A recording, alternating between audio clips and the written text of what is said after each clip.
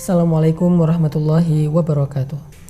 Hari ini saya pengen ngajak teman-teman semuanya merenungkan kisah cintanya putri Rasulullah SAW yang bernama Zainab bintu Rasulillah.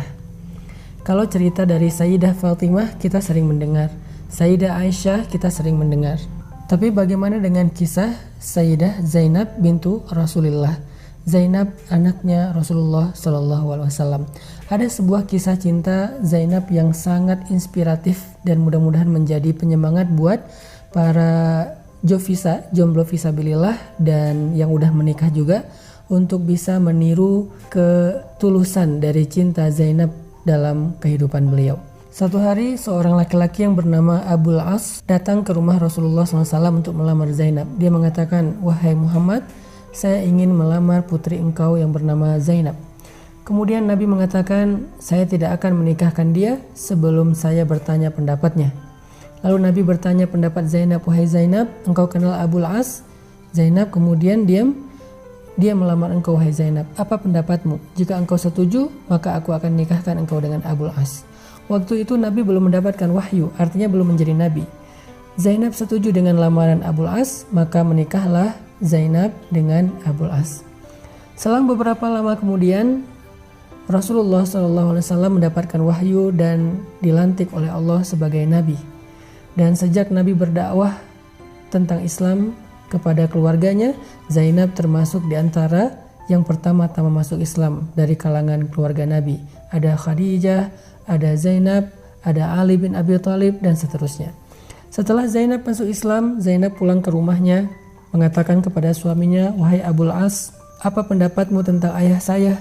Kata Abul As, "Ayahmu adalah orang yang paling jujur, orang yang sangat terpercaya." Lalu Zainab mengatakan, "Wahai Abul As, sesungguhnya ayah saya adalah Nabi. Dia mengajarkan kebenaran tentang agama, bahwa tidak ada Tuhan selain Allah dan dia adalah utusan Allah." Abul As kaget. "Apa yang kau katakan, wahai Zainab?" "Wahai Abul As, apa yang disampaikan ayah saya adalah kebenaran, dan saya pun telah meyakini kebenaran itu bersama ibu saya Khadijah. Jika engkau berkenan, marilah ikut dengan saya. Kita sama-sama belajar tentang kebenaran ini untuk mengikuti Rasulullah SAW." Kemudian Abul As mengatakan, "Saya tidak ada urusan dengan omong kosong ini.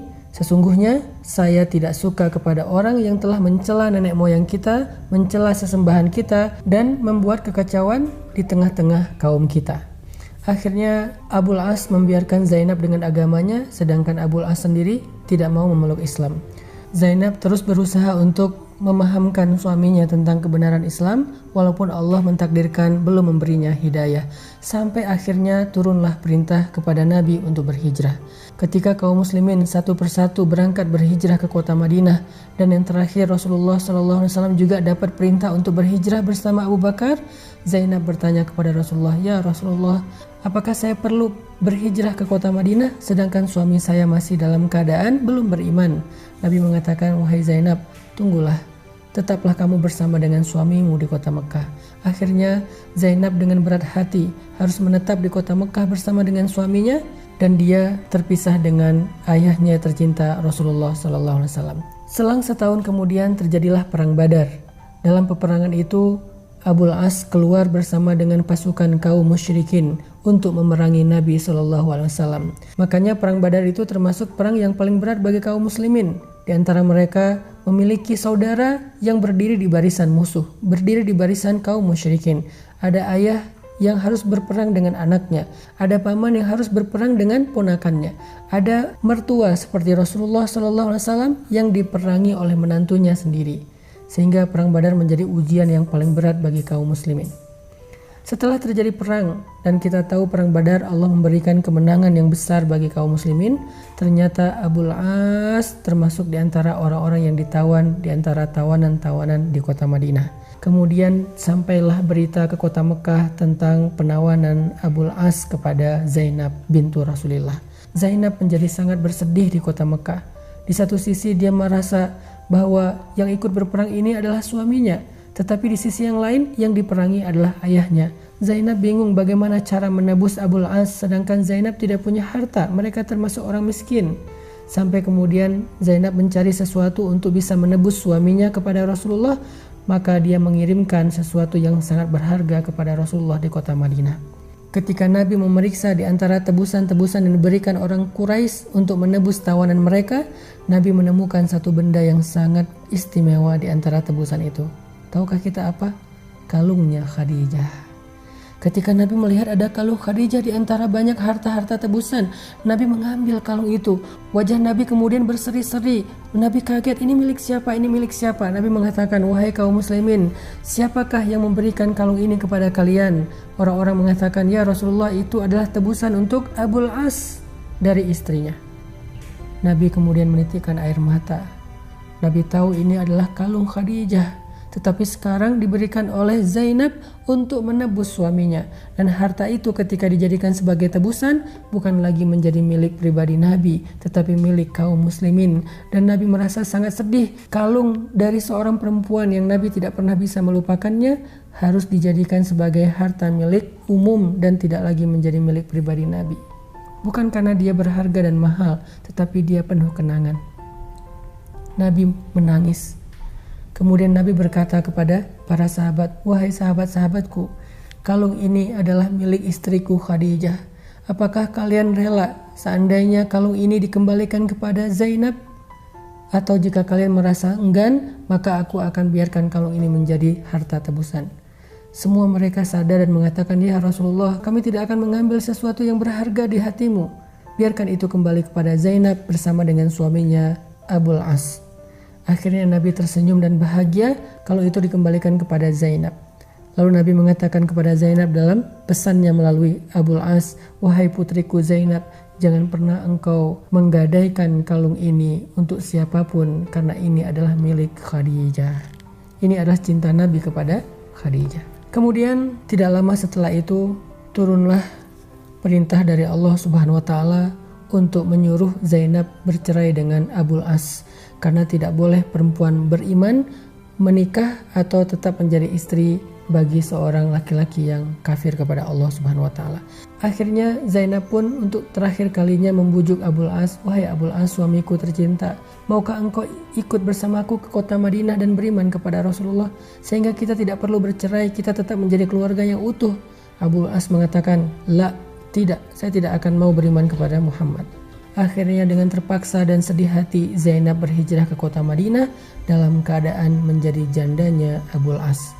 Sampai di kota Madinah, Zainab dilamar oleh banyak laki-laki selama 6 tahun berturut-turut. Satu persatu datang ke rumah Nabi melamar Zainab karena mereka tahu keistimewaan dari putri Rasulullah. Semua mereka ingin menjadi menantunya Rasul, tetapi semua lamaran itu ditolak oleh Zainab. Kenapa? Zainab belum bisa melupakan Abul As. Zainab masih berharap suatu saat Abul As akan datang untuk merujuknya dan masuk Islam. Sampai suatu hari Abul As bersama rombongannya berangkat ke Syam untuk berdagang. Pulang dari perdagangan terjadi peperangan antara Abul As dengan kaum muslimin di dekat kota Madinah. Peperangan kecil. Tetapi waktu itu Abul As kalah dan dia lari ke kota Madinah mencari perlindungan kepada Zainab. Dia bertanya ke setiap orang, di manakah rumah Zainab? Ketika dia menemukan rumah Zainab, di waktu subuh dia datang mengetuk pintu rumah Zainab.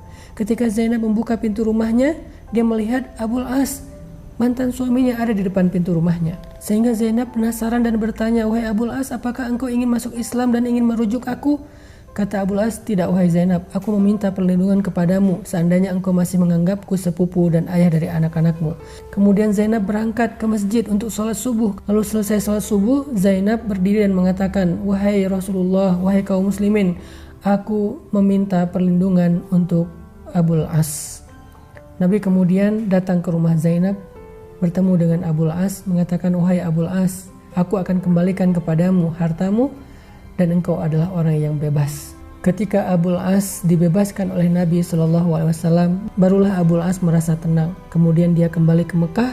Setelah selesai urusannya di kota Mekah, dia kembali ke Madinah dan dia mengatakan, Asyhadu an la ilaha illallah wa anna Muhammadan Rasulullah. Sejak saat itu Abul As kembali kepada Zainab dan selang setahun kemudian Zainab pun meninggal dunia. Saat Zainab meninggal dunia, Abul As menjadi orang yang paling keras menangisnya, seperti seorang anak kecil yang ditinggalkan ibunya, menangis sekencang-kencangnya. Abul As mengatakan, ya Rasulullah, tidak ada gunanya dunia ini tanpa Zainab. Selang setahun kemudian setelah Zainab wafat, Abul As juga wafat dalam keadaan menunggu hari pertemuan dengan Zainab. Merekalah kekasih dunia dan akhirat. Apa pelajarannya dari kisah cinta Zainab dengan Abul As? Cinta sejati itu dibangun di atas keimanan. Cinta sejati dibangun dengan ikatan karena Allah Subhanahu wa Ta'ala. Mudah-mudahan kita bisa membangun cinta sejati dengan iman di jalan Allah Subhanahu wa Ta'ala, sehingga siapapun yang masih punya cinta yang bukan karena Allah dan tidak dibangun atas landasan agama Allah yang tidak halal, maka ayo kita jadikan cinta kita cinta yang diridhoi Allah, sehingga cinta itu mendekatkan kita kepada Allah dan cinta itu akan kekal dalam surga Allah Subhanahu wa Ta'ala. Barakallahu fiikum.